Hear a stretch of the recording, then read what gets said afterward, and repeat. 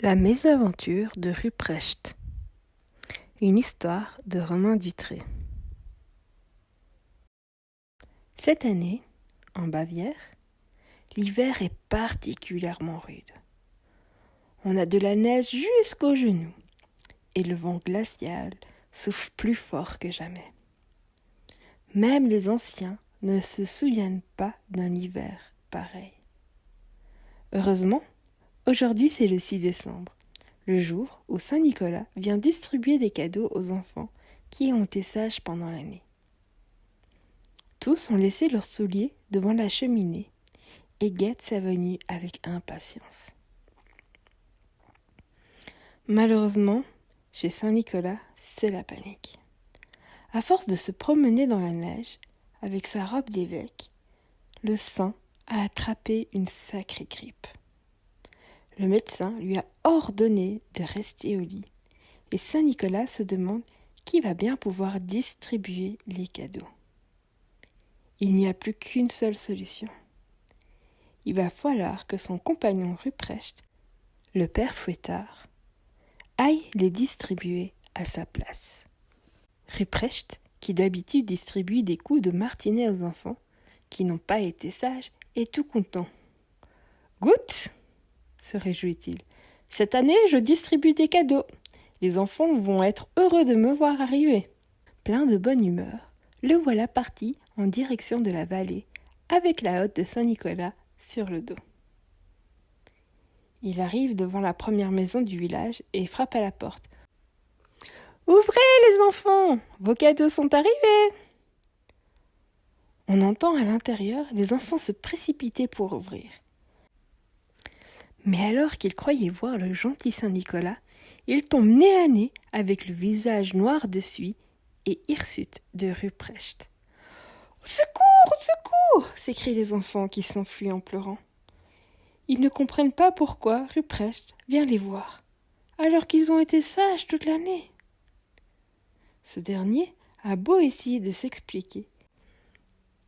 Tous les enfants éclatent en sanglots et lui claquent la porte au nez. Quel fiasco! Dommage, grogne Ruprecht. C'est complètement raté. Dépité, il retourne chez Saint Nicolas et lui raconte sa mésaventure. Que faire? Si tout le monde a peur de lui, les enfants n'auront pas leur cadeau. Saint Nicolas a une idée.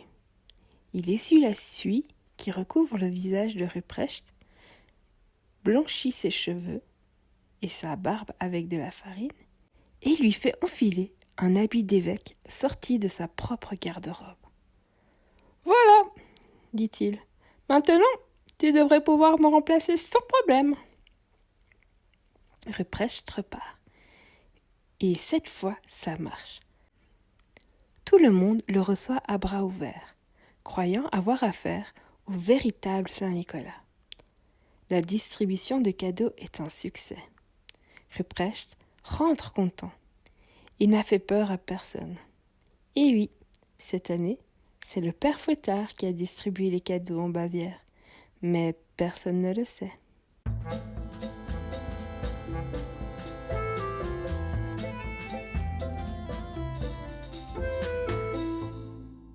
Une boîte aux lettres de compétition. Une histoire de Charlotte Grossetête. « Grand-mère, le facteur a déposé du courrier pour nous.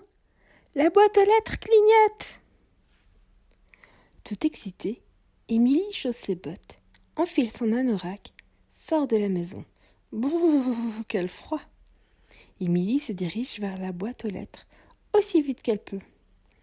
C'est-à-dire très lentement, parce qu'elle s'enfonce dans la neige jusqu'aux genoux. Crrr, fait la clé en tournant dans la boîte. Flap, fait la porte en s'ouvrant. Waouh! Fait Émilie en regardant à l'intérieur. Une lettre de papa et maman pour moi. Émilie ramasse son trésor. Le clignotant de la boîte aux lettres s'éteint. La voilà vide jusqu'à demain. Quelle merveille cette boîte! Grand-mère a expliqué le mécanisme à Émilie. Quand le facteur glisse une lettre dans la fente, la lettre tombe sur un plateau et son poids déclenche le clignotant. Comme cela, on peut vérifier s'il y a du courrier depuis la fenêtre du salon. Si le clignotant ne s'allume pas, on n'est pas obligé de sortir pour rien dans le froid. Vite, Émilie rentre se mettre au chaud. Elle déchire l'enveloppe. Sur la carte est dessiné un énorme Santa Claus. Un Santa Claus qui parle. « Happy Christmas !» dit-il au moment où Émilie déplie sa carte. Et voilà la jolie écriture de maman qui dit « Ma petite Émilie, papa et moi, nous avons hâte de te rejoindre chez grand-ma pour le soir de Noël. En attendant, nous chargeons ce joyeux Santa Claus de t'annoncer une grande nouvelle. Nous attendons un bébé, un petit frère ou une petite sœur. » Émilie bondit, court vers grand-ma et lui fait lire la carte. Les voilà qui dansent de joie au milieu du salon, sous les yeux stupéfaits du chat blotti devant la cheminée. Émilie reprend son souffle et dit « Je sais ce qui manque à ta boîte aux lettres, grand-ma. »« Quoi donc ?» sourit grand-ma. « Un détecteur de bonnes nouvelles qui déclencherait une sonnerie de trompette.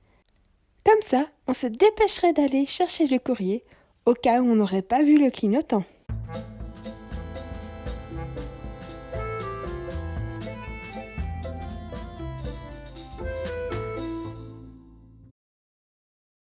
C'est fini.